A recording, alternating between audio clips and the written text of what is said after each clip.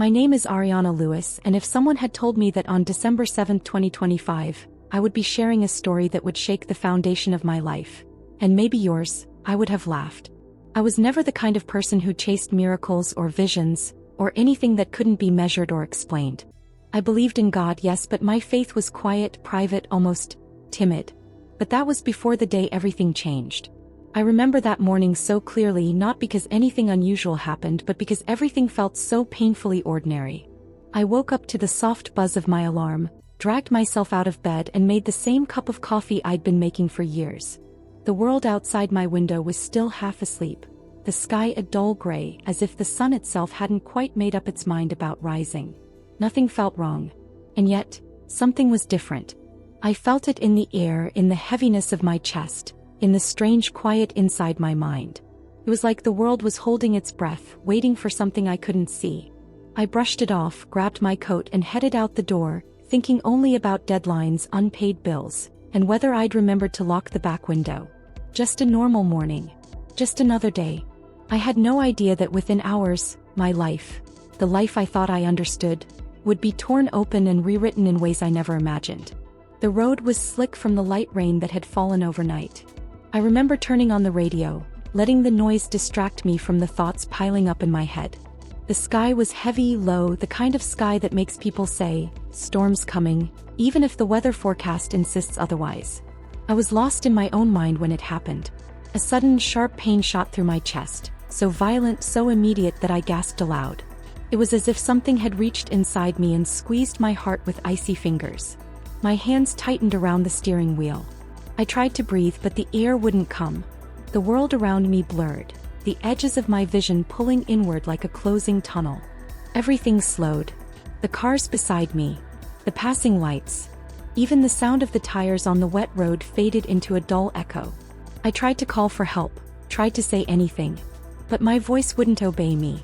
The pain spread down my arms, across my ribs, and I felt the terrible, instinctive realization: I'm dying. I don't remember the exact moment when my car drifted out of my lane. I don't remember the impact. I don't remember the sound of metal twisting or glass shattering. What I do remember is the silence that followed. A deep, unnatural silence. I was lying on the pavement, staring up at the sky that had turned from gray to white. People were shouting. Someone was kneeling beside me. Sirens wailed somewhere far away. But none of it felt real. It was like watching the world through a thick pane of glass. And then, something impossible happened. The pain disappeared. Not slowly. Not gradually. It vanished. And with it went every fear, every worry, every weight I had ever carried. My mind, usually buzzing with anxiety, felt clear, too clear. I felt lighter than I had ever felt in my life, as though the gravity of the world had finally let me go. I blinked, and suddenly I wasn't on the pavement anymore. I was above it. Floating. I could see everything. The paramedics working on my body, a man shouting into his phone for help, a woman crying nearby. I saw myself lying there, pale, still, lifeless. But I felt no panic. No attachment. No grief. Only a strange, serene curiosity. I tried to speak, to shout, to reach out, but no sound came. It was as if my voice, my body, even the air around me no longer belonged to me. Then I felt it. A pull. Soft but undeniable. It wasn't physical. It was something deeper, something that reached beyond flesh and bone. Something was drawing me upward, away from the scene, away from the world I had always known. I didn't resist. I couldn't. A light appeared in the distance. Small at first, like the faintest flicker of a candle. But it grew, expanding, brightening, warming the space around me. It wasn't a harsh light. It didn't burn or blind. It felt familiar. Comforting. As if it had always been waiting for me. The more I approached it, the more the world behind me faded. Its sounds, its colors, its weight. All that remained was the light, and a love so deep it wrapped around my soul like the softest embrace. Just as I reached the threshold of that impossible radiance, I heard a voice. Not loud. Not sharp. But powerful. So powerful it resonated inside me in a place deeper than my heart. Ariana, it's not your time. I tried to understand, tried to speak, but the light shifted, the space around me bending and folding like soft fabric. I felt myself pulled into a new place. Somewhere between worlds, somewhere that wasn't Earth. but wasn't heaven either. And in that sacred, breathless stillness, I realized I was not alone. That was the moment my journey truly began. I don't know how long I stood there, if stood is even the right word. In that place, nothing behaved the way it does on earth. There was no ground beneath my feet, yet I wasn't falling. There was no air, yet I wasn't gasping. It felt like existing inside a whisper, soft, suspended, and impossibly calm. The light in front of me didn't fade. It moved, breathed, pulsed, almost like a living presence. I felt warmth radiating from it, but not the kind that burns skin. It was the warmth of peace, of understanding, of love so absolute it made my earthly memories feel small in comparison. Then the space around me shifted. The brightness softened just enough for me to see a figure. Not merely outlined but composed of light itself. Light that flowed like water yet stood firm like stone. My soul knew who it was before my mind could form the thought. I was standing before Jesus. His presence wasn't something I could look at with my eyes. I felt him with every part of my being.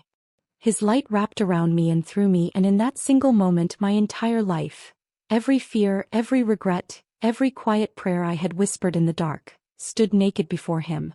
Yet there was no shame, no judgment, only love so deep it brought me to my knees. I tried to speak, but when I opened my mouth, nothing came out. My voice, the voice I knew, didn't exist here. But he heard me anyway. He heard the very shape of my thoughts before I could even think them. Ariana, he said, and his voice was unlike anything I had ever known. It was a whisper and a storm. A gentle breeze and a trembling thunder. It echoed inside me, through me, beyond me. You are not here by accident. I felt something inside me tremble like a string pulled taut. I wanted to ask why. Why me? Why no? What was happening? But before I could form a single coherent thought, he lifted his hand. And everything changed again. The space around us dissolved like mist in sunlight. The warmth of the tunnel faded and was replaced by something larger. Vast, open, an endless expanse filled with shifting shapes of light and energy. I stood in a place I had never seen, yet some part of me felt an eerie familiarity, as if my soul recognized what my mind could not. This was not earth. This was not heaven. This was somewhere in between, a place where truth lived openly, uncloaked, unfiltered. Images began forming around us. Not pictures. Not visions. Something deeper. Moving scenes made of pure essence. Living memories carved into the fabric of creation. The first image took my breath away. A land. Vast. Radiant. Alive. Africa, but not the Africa the world talks about. This one glowed with a deep golden light, as if blessed by God's own hand from the beginning of time. I saw ancient cities, grand, wise, built with precision and brilliance no textbook had ever shown me. I saw people strong in spirit, rich in wisdom, walking with a confidence that came from knowing exactly who they were.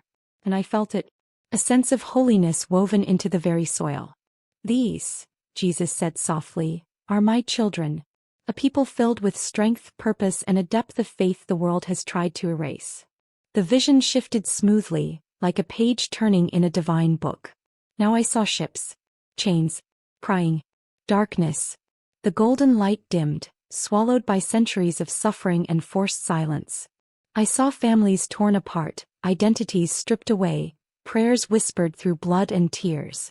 And behind it all, behind the cruelty, behind the injustice, I saw something else. A shadow. A force not human. Something ancient. Something that feared the spiritual strength these people carried.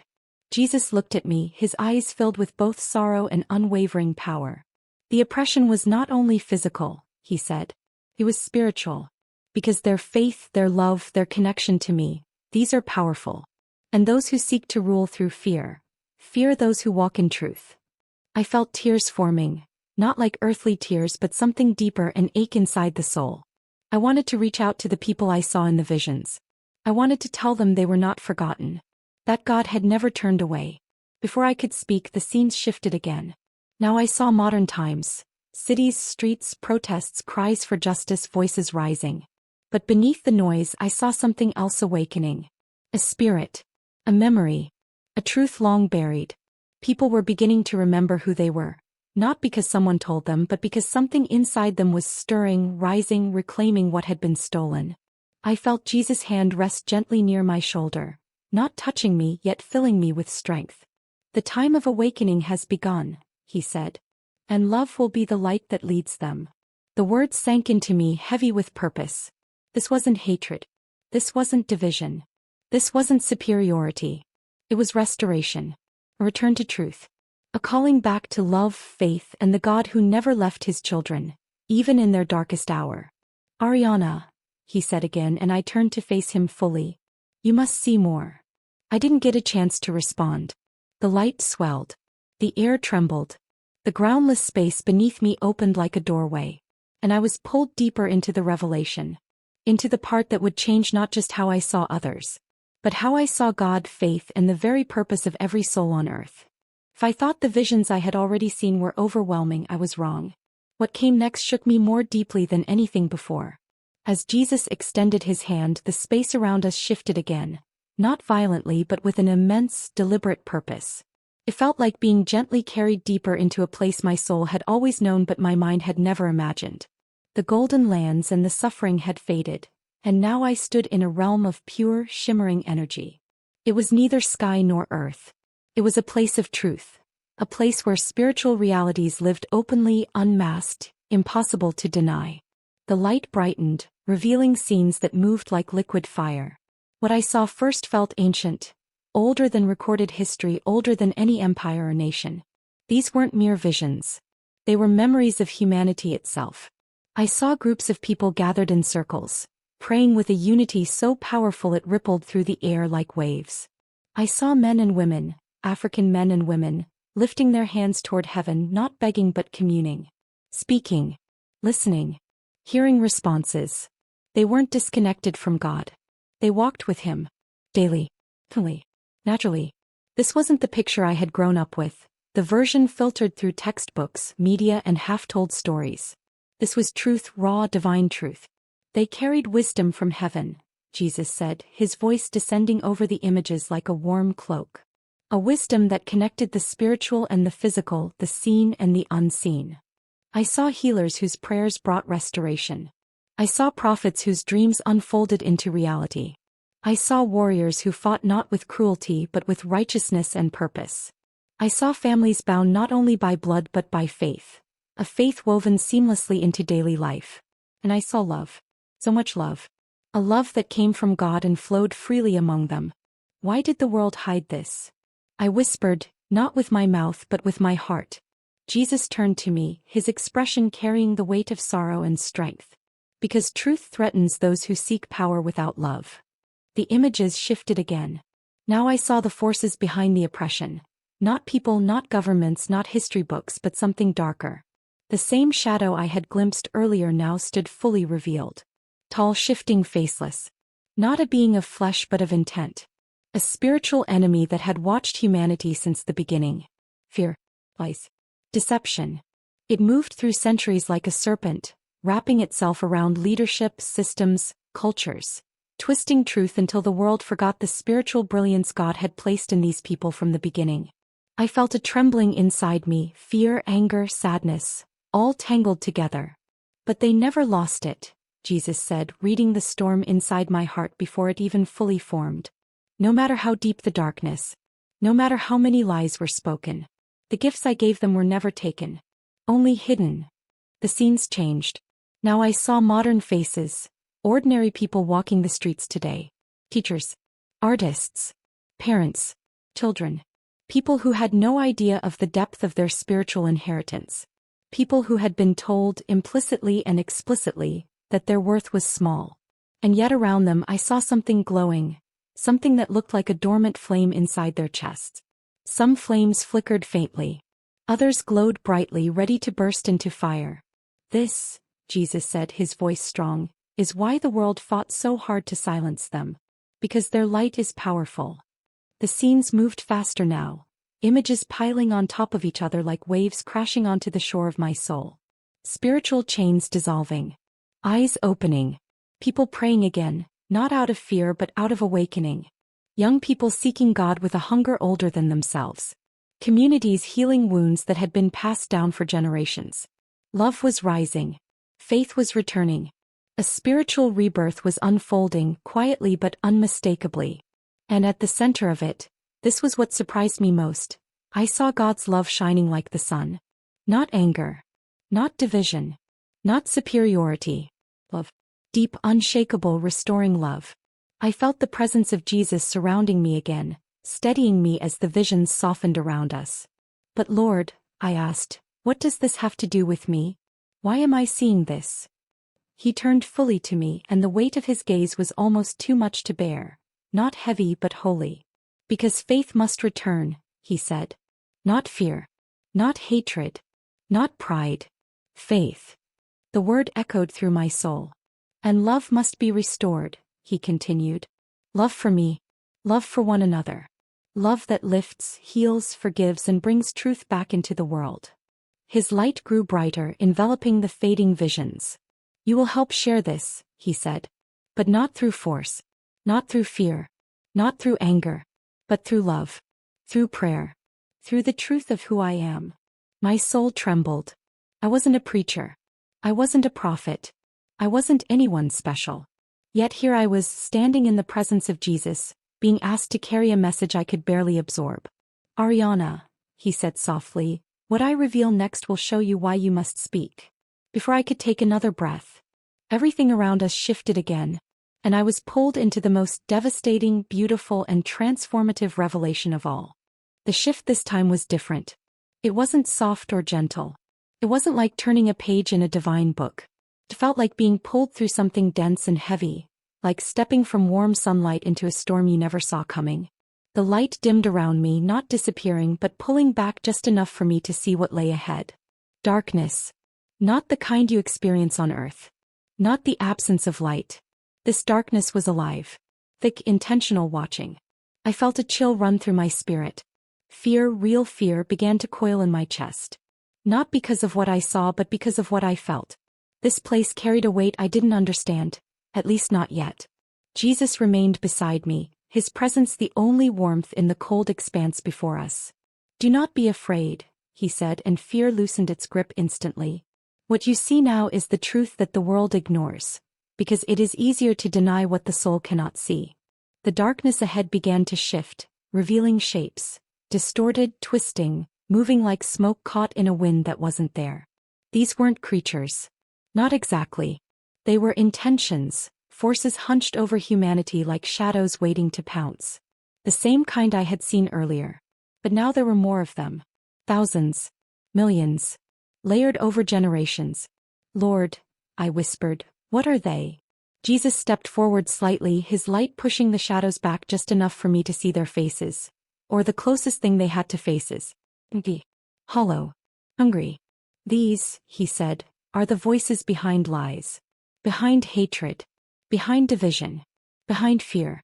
Behind everything that seeks to silence truth and destroy faith. A wave of grief washed over me. So the battle, it wasn't just history? Jesus turned to me, his expression deep with sorrow and love. It has never been about history, he said. It has always been about souls. The darkness shuddered as he spoke, recoiling from the power in his voice. They feared the faith of my children, he continued. They feared the love I placed in them, the connection, the strength. So they sowed lies, shame, hopelessness, hatred of self, hatred of others. The images shifted again, fast, sharp like lightning flashes tearing open the sky. I saw history repeating itself in spirals.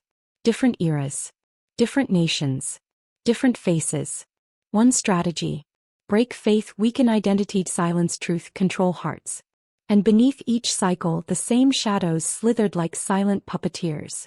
My spirit trembled. The weight of what I was seeing pressed against me like a tide. Then Jesus lifted his hand. The darkness around us split open, revealing yet another layer of reality. One happening right now in the present.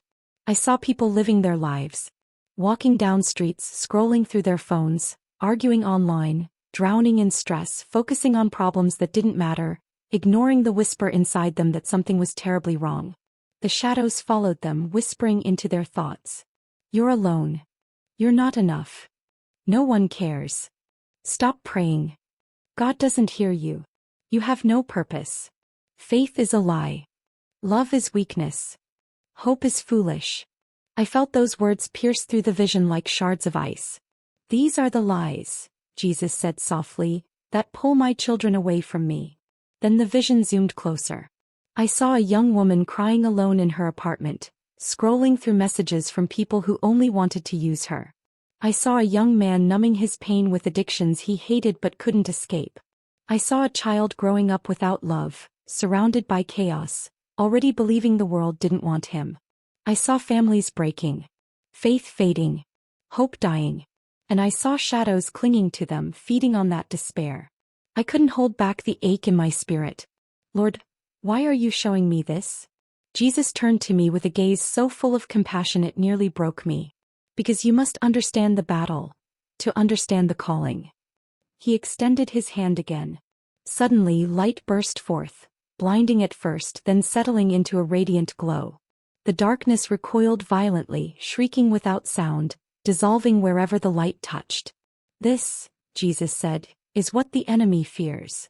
Faith, prayer, love, truth, unity. The presence of God himself.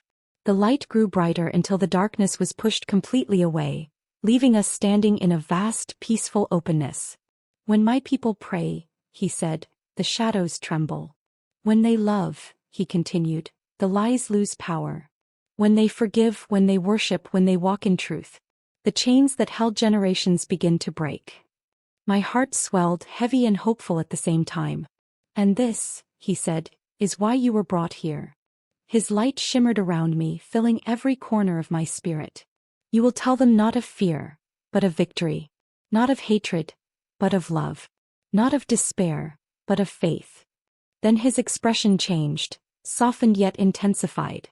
But first, he said, you must see what is coming. The air around us tightened. The light dimmed. The groundless space trembled. And before I could take another breath, I saw the future opening before me like a storm ready to break. The moment Jesus said those words, you must see what is coming, the atmosphere around us changed so sharply that my entire spirit felt it. It was as if the realm we stood in inhaled, bracing itself for something weighty, something inevitable. The light dimmed not with fear but with purpose. The air tightened. The silence grew heavy.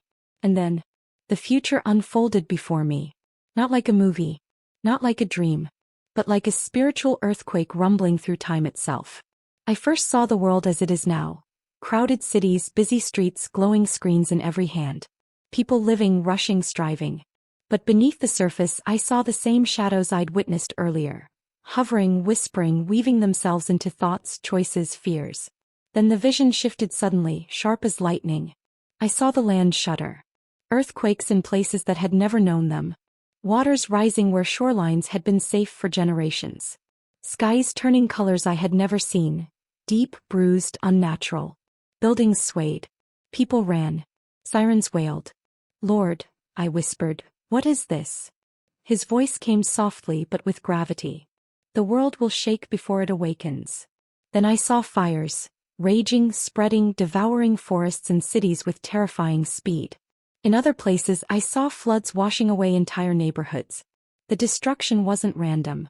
It felt like a planet groaning, like creation itself crying out. And then, just as the chaos reached its peak, the vision shifted again. This time I saw hearts breaking. People losing faith. Some turning to anger and violence. Others collapsing into despair. Families dividing. Communities fracturing. A darkness swept across nations. Not just physical darkness but spiritual. A heaviness that made people question everything they believed. Then I saw something even more dangerous. Lies. Not whispered like before, but shouted across screens, echoed by leaders, repeated until truth became almost unrecognizable. I saw confusion spreading like wildfire. People no longer knowing what was right or wrong, real or false, holy or corrupted. Chaos. Noise. Division. But then, deep within the storm, I saw a light. Small at first. Faint. Barely noticeable. But growing. Slowly. Steadily. Truly. I saw people falling to their knees, not in fear but in surrender. In repentance. In hope. I saw men and women lifting their hands to heaven the way their ancestors once had. I saw young people praying with a passion that left the shadows trembling. I saw hearts warming, faith returning, love overcoming the bitterness that had consumed so many. And in this rising wave of prayer and worship, I saw something extraordinary. Black men and women stepping into a spiritual authority they didn't even know they possessed. Not political authority, not social superiority, but spiritual authority, rooted in the ancient wisdom God had shown me earlier. They prayed and the atmosphere shifted. They worshipped and chains broke. They forgave and curses dissolved. They walked in love and darkness fled from them. It was like watching a sleeping giant wake up. They remember, Jesus said softly. And when they remember, the world will change. I watched as people of all colors, nations, and ages joined them, not divided but united in one purpose, seeking God with a faith stripped of lies, pride, and fear. This wasn't a rise of one race over another. This was humanity returning to God. Together. Healed. Restored. Then the vision widened again. I saw massive gatherings, crowds of people praising God in the streets, in houses, in fields, in places once considered spiritually dead. I saw miracles, real miracles, happening quietly in small rooms and loudly on city corners. I saw fathers coming home, mothers rising in strength, children prophesying, elders guiding, hearts healing. And then, I saw Jesus standing above all of it, watching, guiding, loving. His voice broke through the vision, steady and certain. This is the Great Awakening. But before the light rises, the world must see the darkness for what it is. I swallowed hard because I understood then. The shaking wasn't punishment. It was removing the rot, clearing away the lies, breaking the chains, preparing hearts. Then Jesus turned to me, and for the first time I saw something in his eyes I couldn't name. Not sorrow, not anger. Something deeper, something like holy urgency. You must tell them, he said. You must call them back to faith, to prayer, to love. Tell them that salvation is in me and only in me. Tell them I have not abandoned them. Tell them to return to my heart before the storm grows stronger. The vision began to fade, the scenes dissolving like smoke in wind. But Jesus' voice remained, echoing through my spirit. Love will save them. Faith will guide them. Prayer will protect them. And then, with a sudden jolt, I felt the visions collapse around me like the world was falling backward. And I was pulled violently out of the future, and back toward the place where my body lay waiting. The moment the visions collapsed, I felt my entire being torn backward, through light, through darkness, through the thin veil that separates the eternal from the temporary. The pull wasn't gentle this time. It was sharp, urgent, almost painful. I tried to hold on to what I had seen, those crowds praying, that rising wave of faith, the hope that glowed even in the chaos. But the images slipped through my fingers like water. Then, my body hit me like a wall. I gasped. A violent shock tore through my chest as breath slammed back into my lungs. Sounds flooded my ears, beeping machines, hurried footsteps, voices shouting orders. The air smelled sterile and sharp. The lights overhead felt too bright, like needles piercing my eyes. I was back, alive. But I wasn't the same. My vision blurred. My heart pounded. My body trembled under the weight of being forced into flesh again. Nurses moved around me, calling for doctors, checking tubes and monitors. I wanted to speak, to tell them everything, but my voice came out as a faint, broken whisper. And as I lay there, the contrast between earth and heaven hit me like a tidal wave. The peace I had felt there, the clarity, the warmth, was gone. Replaced by noise, fear, confusion, and the heaviness of the physical world. Tears filled my eyes. Not from pain, from loss. I wanted to go back. Back to the light. Back to Jesus. Back to the truth that had wrapped around me like a blanket woven from pure love. But I couldn't. I was here, with a mission I hadn't asked for, carrying a message that felt too big for someone as small as me. For days I barely spoke. My family tried to comfort me, but they didn't understand the silence in my eyes. How could they? How could anyone? I had seen the spiritual mechanics of the world laid bare. I had stood in the presence of Christ himself. I had seen the future. How was I supposed to go back to worrying about grocery lists and emails? When I finally gathered the courage to tell my closest friends what happened, their reactions cut deeper than I expected. Some were skeptical, hiding it behind polite smiles. Some avoided my eyes. Some laughed softly, thinking I was exaggerating. And some, those who claimed to be religious, told me I was mistaken, that experiences like mine were just hallucinations. That word stung. Hallucination. As if I had imagined Jesus' voice. As if the love I felt there wasn't real. As if the revelation I had been shown was too inconvenient to fit into their tidy version of faith. But I didn't blame them. They were reacting to something they couldn't comprehend. I tried again, with members of my church, with acquaintances, even anonymously online. But the pattern was always the same. Confusion. Doubt. Dismissal. And yet, something strange began happening.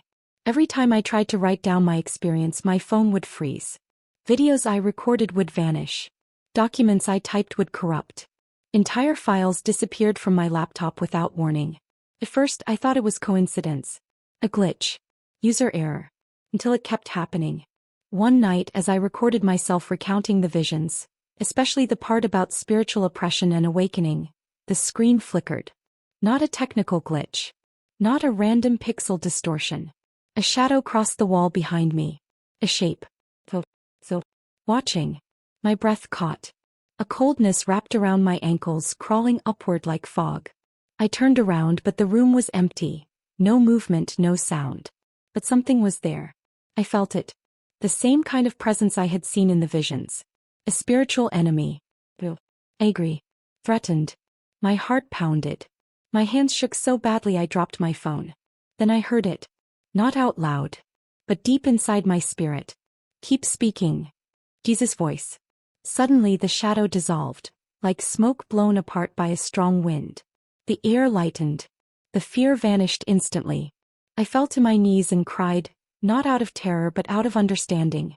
This wasn't just resistance from people. This was war. A war for truth. A war for souls. A war for faith. Everything Jesus had shown me wasn't symbolic. It was literal. The enemy didn't want the truth spoken. Didn't want people praying again. Didn't want love and faith to rise. Didn't want Black people or anyone remembering their God-given worth, wisdom, and spiritual authority. As if they did, the world would change. Souls would be freed. Darkness would lose ground. I wiped my tears, stood up, and made a choice. I would speak. Even if people doubted me. Even if shadows tried to silence me. Even if fear clawed at me every time I opened my mouth. Because the truth wasn't mine. It belonged to God. And hiding it would be disobedience. So I spoke. And for a long time it felt like whispering into a void. Until one day, everything changed. A simple message I posted online, short, raw, unpolished, went viral. Thousands of people shared it. Thousands sent messages saying they felt the truth in their hearts. Some said they had seen dreams or visions of their own. Some said my words awakened something they hadn't felt in years. And as the response grew, so did the resistance. Threatening emails. Strange calls. Shadowy figures in my peripheral vision. People telling me to stop. Systems deleting my posts without explanation. But I remembered Jesus' words. When my people pray, the shadows tremble. So I prayed. Every day. Every night. Through fear. Through doubt. Through spiritual attack. And with every prayer my courage grew. My voice strengthened. My understanding deepened. This wasn't about race. Or politics. Or history. This was about faith. Salvation. Love. The spiritual awakening Jesus himself showed me.